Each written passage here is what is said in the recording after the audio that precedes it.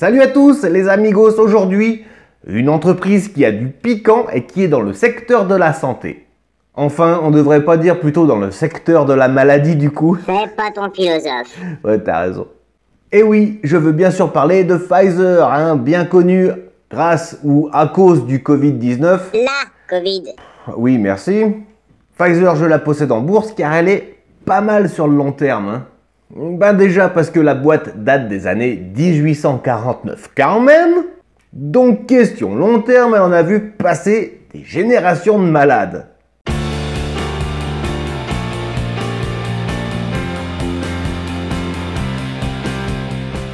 Pfizer a un rendement de 3,05%, un sûreté dividende de 15 et un score de croissance de 16. Clairement une entreprise qui peut jouer sur les deux tableaux, celui des dividendes mais aussi celui de la croissance.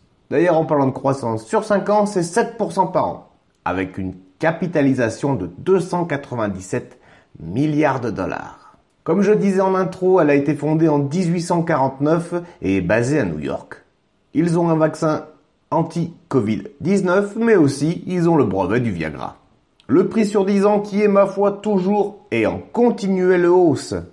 La comparaison des performances avec un retour sur un an de Pfizer à 40%, alors que le S&P 500 fait moins 6, et un retour monstrueux sur 5 ans de 111% quand le S&P 500 faisait plus 63. Et d'après Morning, Pfizer serait en ce moment sous-évalué. Il est peut-être temps clairement de rentrer les gars.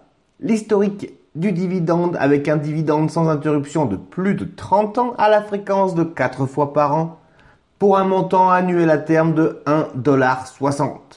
Pour ma part, j'ai un peu plus de 13 actions et ça me va très bien. Voilà, il y a quelques semaines, j'avais fait une vidéo concernant le secteur de la santé, le top 3 je crois.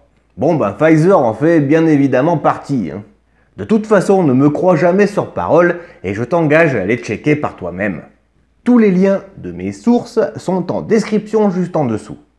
Allez, à demain pour de folles et intrépides aventures boursières. Bisous!